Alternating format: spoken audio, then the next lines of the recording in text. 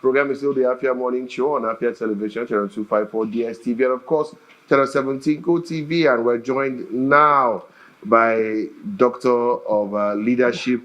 And is it leadership? Yes, strategic management and leadership development. And leadership.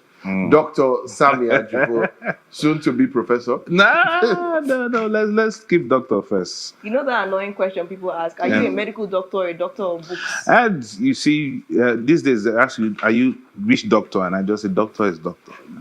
But if anyone falls sick now, don't call me. That's it. So if you're on the plane and they say, "Is there a doctor?" Yeah, I can call you to give some strategic management of the situation. Yeah, exactly. That's how it is. Doctors for different situations. That's cool. Being a doctor, then maybe perhaps you can give us a prescription for Southeast in 2024. Yeah. I mean, 2023, with the exception of Governor Hope Uzodimma, brought in a whole new set of governors. So Hope Uzodimma is now the elder statesman of the Southeast. We've seen exactly how they are facing. Peter Mbah is going along with your line of being strategic. Hope Uzodimma is working but not being seen. Yeah. Anambra is on a revenue drive. Yeah. Question mark at the end. And Abia is on an infrastructure drive. And Ebonyi, we've been told they want to go into human capacity development. Yeah. And we're waiting on that. So, overall, what would you, let me start with this quickly. What would you score the Southeast governors for 2023? Otti came in and did what Abia people wanted. Simple. He was very strategic because, you see, what people want from states who that have gone through certain laxities over time, they want to do the simple things. And that's what Mbah also came to do. Mbah came and he didn't talk about any other thing but water. And everybody followed him on the water levels. Now it's infrastructure. No one really cares about any other thing but those two. In Ebonyi, we are still trying to see the governor find his feet. And in Imo State, I think the election blues has not really worn out. And Hope is putting his foot down for 2027. Not for presidency, not for anything. But you see, the relevance now is 2027. So you see Wike, everyone that you see today playing big political games are playing for 2027. So Hope has gotten his second tenure. I'm not sure that there's really going to be much change or infrastructural development. You know, even though the biggest thing we heard from Hope was during his campaign when he said he's going to carry youths abroad for whatever they were going to do. But Hope is not really good. I'm not really expecting much from Hope Uzodimma. Anambra has been neither here nor there. We don't really know where it's headed. He was fighting insecurity, and then he got to the point where he started throwing rocks at P2B and all that stuff. But then we haven't really seen where Anambra is headed at the point. It looks like Anambra looks to be overwhelming of some sort for the governor. So for the Southeast state, I can't really say, I won't be sentimental and say Abia State because Alex Otti brought Julius Berger and all that stuff. But they haven't really performed big. I just give them a few pass mark for the fact that they've been around. But taking a step further, while Anambra is struggling on a revenue drive that seems to be going nowhere, we had the issue with people complaining about the haulage taxes and the auctioning for almost 400 million naira for the rights to collect revenue, which really caused issues. We've seen the opposite in Abia State, where they've now become, if I'm correct, the third highest earner in Q3 of 2023 of foreign direct investment. Yes. So, I mean, like Chilaka and Joku said earlier today, body language, investors are watching. Is this where I want to put my money in? So I think Alex Otti might be doing the simple things, but they are getting big results. You see, Alex Otti is supposed to be in the likeness of what Peter Mbah is.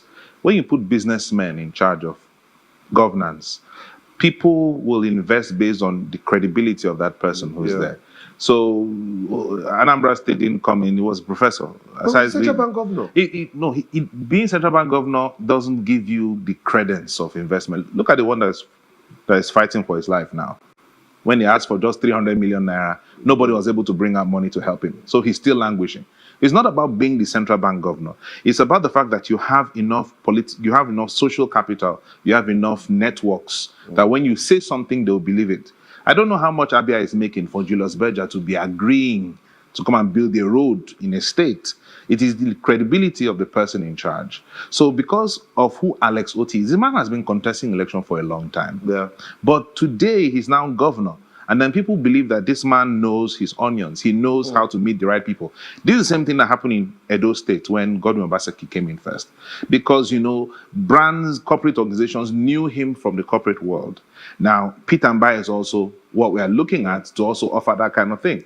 But when you look at other state governments, Ebonyi State, Imo State, they don't have that. Politicians. They are politicians. They rose through political ranks. So we don't really expect much from those states, except if you push your cabinet out and we can see some credible names in your cabinet, then it will not be hinged on the governor's image. It will be hinged on who you point to be leaders in your cabinet. But so far, across the states, we don't see any out and out person in the cabinets of these governments where you can say this person came from this place. You've raised the big Achilles heel now, because we might, say we can see the strategic vision and perhaps some action from Governor Mbah and Governor Otti. Yeah.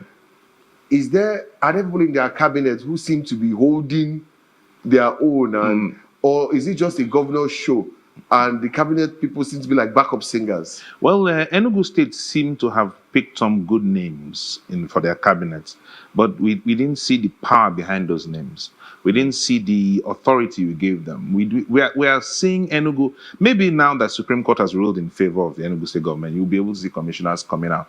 But they had some strategic appointments. I can say for Commissioner of Tourism, transport, we're expecting a lot. The only problem was when you started talking about Enugu Air and we started looking at the viability of an Enugu Air. Those are not the things you come out first to show that you are a commissioner. There are other strategic areas you must face. So at this point in time, I don't really know about the Abia cabinet, but that's my point. Who is the Abia cabinet? That is the thing. We don't know. What he did right was when he was forming his transition committee, he brought Obi Ezekwesili to be part of the transition. He brought some names, who are even got some advice from Ngozi Okonjo-Iweala, whose husband is from Abia State. So we saw that maybe from the transition, from the template, he's doing right. But then, of course, you need to settle the political... Even the meeting with the palm oil producers, now that they're trying to go ahead with palm oil, it was the deputy governor that coordinated it. Yes. I would have thought that maybe the commissioner for agriculture... Yeah. But again, that was now... I understand it's a strategic thing, but... Again, I would have thought the deputy governor would have had the commissioner for agriculture, finance. Well, most states in Nigeria, deputy governor and vice presidents are usually in charge of the economy. That's why Nigeria didn't do well in the Buhari administration. Leave Vice President Yemi, he's a lawyer, he's a legal luminary, but he doesn't have what he took. And if you look at what happened during the Jonathan administration as well, you'll see that the economy seemed to have bought. You had Ngozi Okonjo-Iweala, who was the coordinating minister of the economy. So you were not seeing Sambo as much, you were seeing Ngozi. Now you go back to Yar'Adua's time, you also see the same thing. If you go way back to Obasanjo's time, you see people. Good, because Atiku is also an economic person. He's a businessman, you know. So your deputy governor, your vice president has to have that. And that's why we are not hearing much of Kashim Shettima. We are hearing much of Wale Edu, and we are seeing what Cardoso is doing. So Tinubu is strategic. Tinubu being the economic person himself. But in terms of Abia State, maybe the deputy governor has more political weight, has more economic weight than the commissioners. Because you will not appoint a former MD of a bank to be your commissioner of finance and just appoint a politician to be your deputy governor. You understand? You need to look at the optics and what the result you're expecting. Now, let's fast forward to 2024. Nigerians have always asked this question. Is Tinubu aware of the plight of Nigerians? Is Tinubu aware that Nigerians are unhappy? Finally, we found out on our daily today that Tinubu, he came out and said that he's aware of the pain and the frustration of the average Nigerian. And we're looking at him now, that his policies, the monetary policies, a lot of his plans would shape 2024. How optimistic does it make you feel, Super Sam, that Tinubu is aware of your pain and your frustration? Tinubu is well aware of, I'm not an APC person, but you see, I said it before, before the elections, if Atiku, Obi, or Tinubu, any of them who won, would have the same template, but the problem is their implementation style would have been different. Obi wouldn't have come out and said, subsidy is gone. Atiku wouldn't say that. They will use different methods to do it. Tinubu is cut to the chase. He knows the plight. Tinubu has been fighting legitimacy so far until the Supreme Court ruled. So right now, I think it's time to get to work. And he has obviously been repeating it, I will fire people. And that is one thing I'm looking at his body language. Because most of the people he appointed and in strategic positions are not people who want to joke with their positions. He said he's going to be firing people. So I'm waiting for that. I'm waiting to see the fact that, okay, what's the reason for adding an extra 1 point something trillion in the budget? What's the reason? And everybody's coming out with an explanation. And now you notice in Tinubu administration, the people who should be talking are now talking. People who shouldn't have been talking are quiet. You don't see any political jobbers anymore, except for, I'm sorry to say, the man on Twitter, Onanuga. Aside that, the people who should be talking, the people who should know about the economy are speaking. So he knows the plight of Nigerians. You know how Governor Mbah said that the dividends of policies rolled out in 2023 will begin to experience in 2024. What policies did Tinubu roll out in 2023 that you expect will begin to experience, well, dividends of this year? This one of the good things they did was to reverse many of the policies that CBN created under Emefiele. Now, you see that even with the cryptocurrency thing and everything, Tinubu is beginning to unbundle certain things in terms of the policy direction of the government, and they're focusing more on IGR, generating revenue. If you see, it's going to hurt a lot of things, but if they implement it right, I think we'll get it well. He should also look at diversifying the economy in terms of, let's look at the port system. Is it possible that we can reduce the pressure on the Lagos ports and start moving to other areas? Are we looking at more infrastructural development? What is private sector going to be gaining? And I know private sector will gain a lot from Tinubu. So I believe that they are going to allow the markets flow as it should. What they are going to do is step back and be regulators. However, they need to do a lot of mop-up. They need to go back to those industries that are leaving. P&G has left. We have GSK leaving. You need to go back to those people and see how can we bring back these industries here. But I fear that in 2024, we are going to hear more political talk than economic talk because people are angling for 2027. So that's what I basically think. If he can balance out between the political discussions and the economy, Nigerians will be able to hear more of what they want to hear. One last thing. One thing that we've noticed is that the governor of Enugu State has been paying visits to President Bola Ahmed Tinubu. Yeah. A lot of Enugu residents are wondering, how come? Why? Why did our own state governor is constantly visiting the president? What do you think this implies for Enugu State? And in terms of 2024, what could this do for the state? It has become a culture in Nigeria for people to visit the president, which is quite absurd to me. Sometimes president to, like when we had Buhari on his many foreign trips, the presidents, governors will pack themselves and go there. There's probably something he's looking for, and I know it's not legitimate reasons. Legitimacy of his office, because the Supreme Court has ruled in his favor. So he's looking for the business side, and that's what I think. People will be worried when you see an APC person and a PDP person going to see the APC person. We saw recently when governors went to see President Tinubu in Lagos and all that. There has to be business discussions. There have to be some compromises. Could it be that a lot of things he wants to do are on the executive list? Good. And he would need the president to buy-in because there's nothing from that angle. There's nothing really political about it. If you look at the scenario during the Buhari era and the Tinubu era, you find that most of them were going to Buhari because there was a political need. They needed to get the share of the cake. But now Tinubu is taking you out of Abuja. Come to see me in Lagos. Let's discuss. So is there a possibility that there are investments that the federal government might want to make in Enugu State? Is he possibly looking at mining sector? Is he looking at some other sectors that will need the president's buy-in? Because if I look at Southeast Enugu precisely, what does the federal government need from Enugu? What would Tinubu be interested to get in Enugu? That is one of the things that we need to ask the governor. What is your plan for 2024?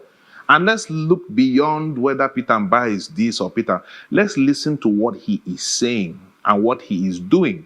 If the Commissioner of Information can be giving us this information, we will be able to debate, interact, know what the governor is planning. So we don't just have questions to ask. If you want to say from the personal business side, Peter Mbah has investments in Lagos. He doesn't need to go and see Tinubu. He probably goes to see Sanwo-Olu behind the scenes. But there's something that Tinubu needs to give. There's a compromise that needs to be done. And I believe that is why. And you're going to see a lot of governors going, irrespective of political party. They need the buy-in of the executive to run certain things. And that's what I believe Mbah is doing. That's why people are lambasting Alex Otti. You don't know what he is saying. The policies that the president and the executive create is going to affect the state governments as well. So there's no sentiment in all this stuff.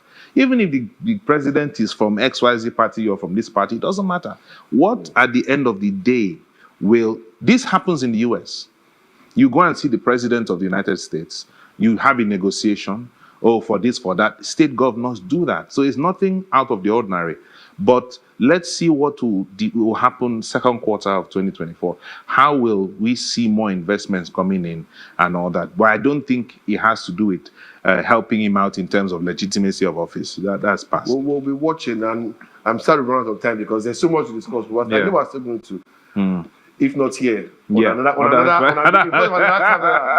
debate this. Thank you so much for being here. Thanks for having me. 2024. We hope at least for a more secure Southeast. Exactly. The AM show. We'll be right back after this break.